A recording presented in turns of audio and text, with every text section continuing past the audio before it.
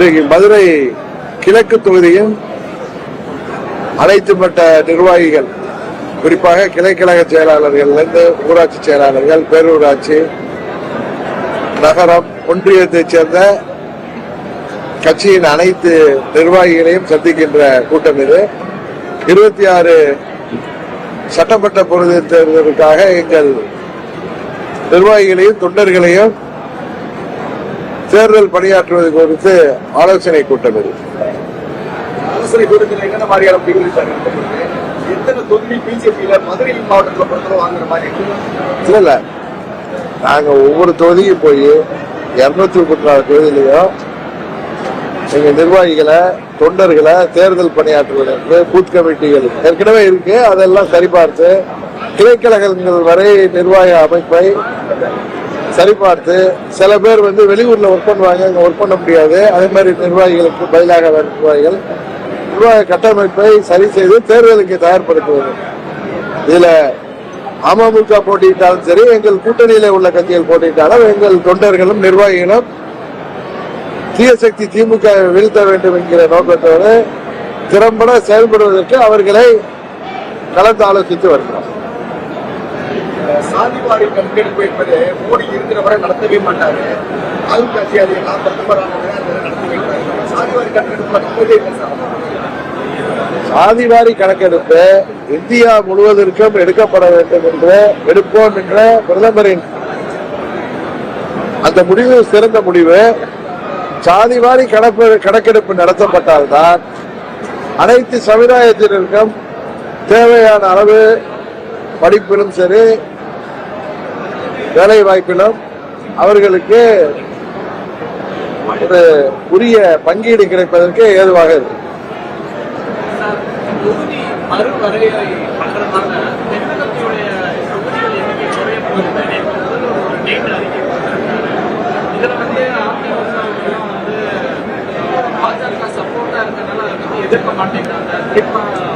இல்ல, அதுல மத்திய அரசு தொகுதி மறுசீரமைப்பு செய்ய வேண்டும் தான் முடிவு எடுத்திருக்காங்க. ஏதோ யூகங்கள் அடிப்படையில ஏதோ செய்திகள் வர்றதா சொல்லி முதலமைச்சர் அந்த ஸ்டண்ட் அடிச்சது அது தமிழ்நாட்டில் திமுக ஆட்சிக்கு எதிராக மக்கள் கொதித்து போயிருக்கிறார்கள். தேர்தல் வாக்குறுதிகள் தெரியும் உங்களுக்கு, முக்கியமான வாக்குறுதிகள்ல 80% மேல் நிறைவேற்றாமல் 4 ஆண்டு ஆட்சியை ஏமாற்றி வருகிறார்கள். இன்னும் சொல்ல போனா இது ஒரு மக்கள் விரோத ஆட்சியாக, விலைவாசி உயர்வை கட்டுப்படுத்த முடியாத ஆட்சியாக, விவசாயிகள் முதல் கொண்டு அரசு ஊழியர்கள், ஆசிரியர்கள், போக்குவரத்து தொழிலாளர்கள், மின்சாரத்துறை ஊழியர்கள், அங்கன்வாடி ஊழியர்கள், பகுதி நேர ஆசிரியர்கள், தொழிலாளர்கள் என மாற்றுத்திறனாளிகள் என அனைத்து தரப்பினருக்கும் தேர்தல் நேரத்தில் சொன்ன வாக்குறுதிகளை நிறைவேற்றாமல் ஏமாற்றி வருகிற ஆட்சி. இதை பாத்தீங்கன்னா மெட்ராஸ் யூனிவர்சிட்டியில போன்ற முக்கியமான யூனிவர்சிட்டிகள்ல பாரம்பரிய முக்கிய யூனிவர்சிட்டியில மாத சம்பளத்தை அங்க உள்ள ப்ரொஃபசர்ஸுக்கு, லெக்சர்ஸுக்கு அவர்கள் போராடி சொந்த பணத்துல சம்பளம் கொடுத்துக்கிற அளவுக்கு நிதி நிலையை மோசமாக இந்த ஆட்சியாளர் வைத்துக் கொண்டு மத்திய அரசுக்கு எதிராக மாறுதட்டுவது உண்மையாக வடிவேல் டைப் காமெடியா தான் இருக்கு.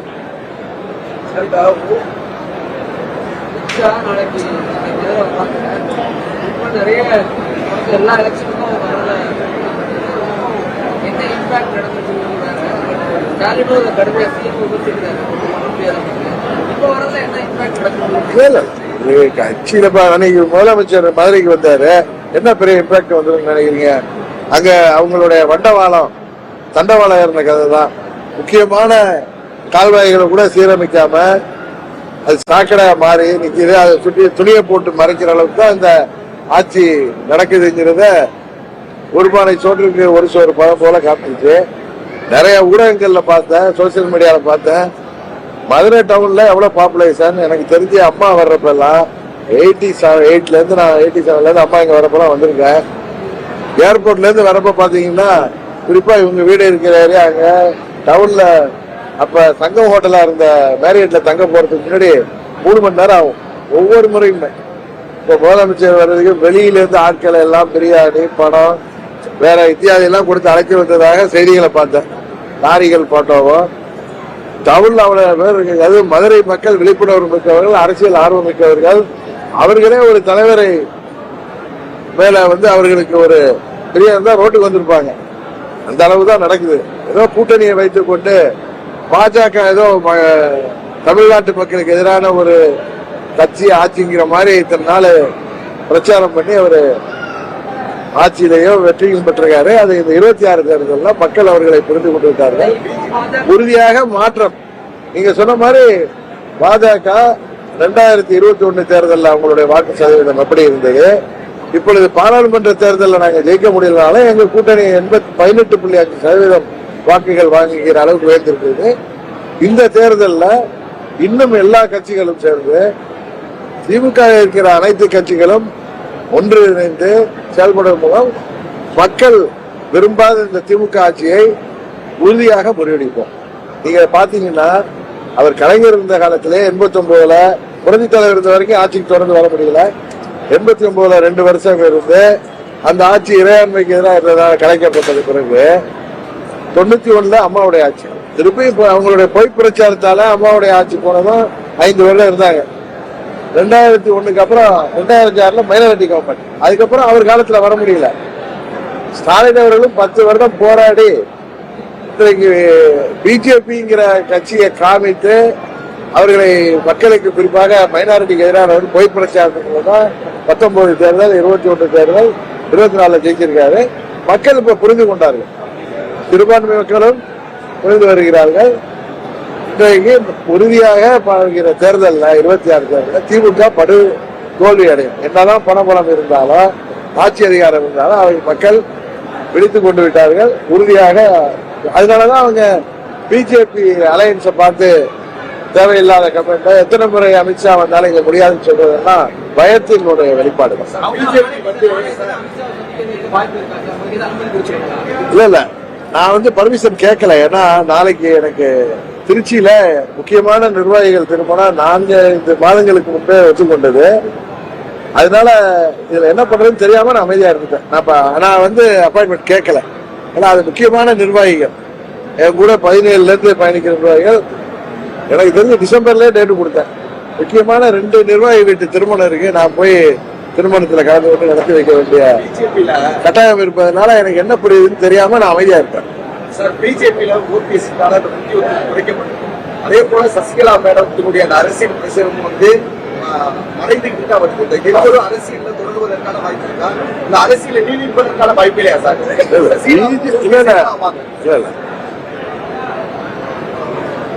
நண்பர் ஓபிஎஸ் அவர் தேசிய ஜனநாயக கூட்டணியில தொடர்ந்து இருக்கிறார் என்பதை தமிழ்நாடு பாஜக மாநில தலைவர் உங்கள் கேள்விக்கெல்லாம் உங்க டவுட்டுக்கெல்லாம் அவர் விளக்கம் டெய்லி கொடுத்துட்டு இருக்காரு. முக்கியத்துவம் என்ன மாதிரி முக்கியத்துவம்? அவருக்கு எல்லா முக்கியத்துவம் கொடுக்கப்படுது. நீங்க நினைக்கிற மாதிரி அவருக்கு முக்கியத்துவம் இல்ல. அந்த போன சந்திப்பு ஹோம் மினிஸ்டர் அமித்ஷா வந்தப்ப சென்னைக்கு ஏப்ரல் 15 நான் கூட அன்னைக்கு காஞ்சிகிராம் பண்ண போயிருந்தேன். அதுக்கு 2 நாளைக்கு முன்னாடி அவர் வர்றாருன்னு கன்ஃபார்ம் ஆனது. நான் அப்பொழுது மாநில தலைவர் இருந்த அண்ணாமலை என்ன பிரதர் சரி ஹோம் மினிஸ்டர் வராங்களே, நாங்கெல்லாம் சந்திக்கிற மாதிரி நிகழ்ச்சி இருக்குமா? ஏன்னா இல்ல உங்க ஹெல்த் முக்கியம், இதுவரை அந்த மாதிரி அப்பாயின்மெண்ட் எதுவும் இல்லை, நீங்க ஹாஸ்பிட்டல் போய் எடுத்துக்கங்க, எது இருந்தா நான் போன் போட்டு தரேன் சொன்னார். அதனால அந்த முறை அவர் வந்தது ஒரு குறிப்பிட்ட நிகழ்வுக்காக தான். அவங்க அதுக்கப்புறம் என்டிஏ கூட்டணி சேர்ந்தவர்களை சந்திக்கலாம் இருந்திருக்கலாம். பட் யாரும் அப்பாயின்மெண்ட் கேட்டோம் யாருக்கும் மறுக்கப்படலை. அந்த இதுல ஒரு எக்ஸ்க்ளூசிவ் ப்ரோக்ராம் வந்தார். இப்ப நாளைக்கு வர்றாங்க.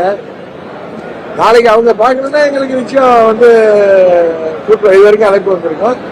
இன்னொன்னு நான் ஏன் பாக்கணும்னு கேட்கலன்னா நாளைக்கு திருமணங்கள், அந்த திருமணங்களை அவாய்ட் பண்ண முடியாதுதான் நான் அமைதியா இருக்கேன். அவங்க எப்பயுமே ஒரு பின்புலத்துல இருந்து தானே இயங்கிட்டு இருக்காங்க. அவங்க நீதிமன்றத்துல தானே பன்னீர்செல்வம் தேர்தல் அடிக்கிறாரு. அவரு கூட 5 எம்எல்ஏக்கள் அவங்க போராட்ட மீட்பு குழுவா அவங்க செயல்படுறாங்க. அதனால நீங்க அப்படி சொல்றீங்க. பட் தேர்தல் நேரத்தில் அவருக்கான முக்கியத்துவம் உறுதியாக கிடைக்கும். முடிவு அதிமுக எடப்பாடி தலைமையில இதே இயக்கம் மாற்றம் இல்லை. எல்லாருமே பின்னடைவு பட்டு எல்லாரும் பின்னடைவு பட்டு நீங்க கேள்வி கேட்கறது உங்க ஆசையை வெளிப்படுத்தலாம். எந்த ஒரு முயற்சிக்குமே அரசியல்ல எதுக்குமே முற்றுப்புள்ளி கிடையாது. இன்றைக்கு அதிமுகங்கிற அம்மாவுடைய கட்சி எங்க கூட்டணியில மீண்டும் வந்திருக்காங்க. அது எங்களுக்கு மகிழ்ச்சி. நான் தொடர்ந்து சொல்வது போல அம்மாவின் தொண்டர்கள் எங்க இருந்தாலும் ஓர் அணியில் திரண்டால்தான் தீய சக்தி திமுகவை வீழ்த்தனே 21 நான் அதை சொல்லியிருக்கேன்.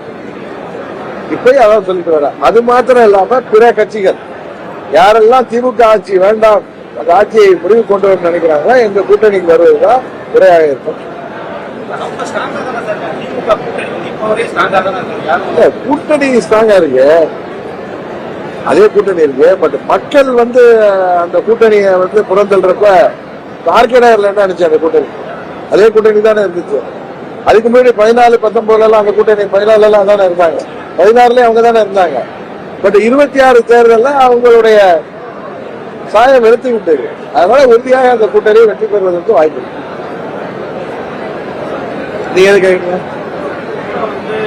திமுக கூட்டணி பலமாய்ந்த கூட்டணியா ஸ்ட்ராங்கா இருக்காங்க. ஆனா இப்போ இந்த பாஜக கூட்டணிங்கிறது தேமுதிக பாமக ஒரு பிரச்சனையில இருக்காங்க.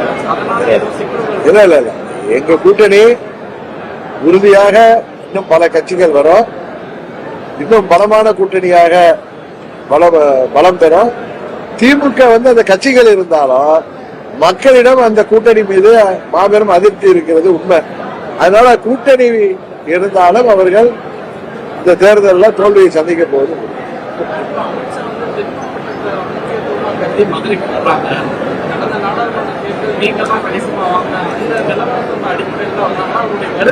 அவர் தான் தொடர்ந்து தேர்தல் முடிகிற வரைக்கும் அடிக்கடி வருவார்கள், அவங்க கட்சி சார்பாகவே சொல்லப்படுகிறது. இந்த முறை மதுரைக்கு வர்றாரு, அடுத்த முறை வேற ஊர்களுக்கு தான் போலாங்க.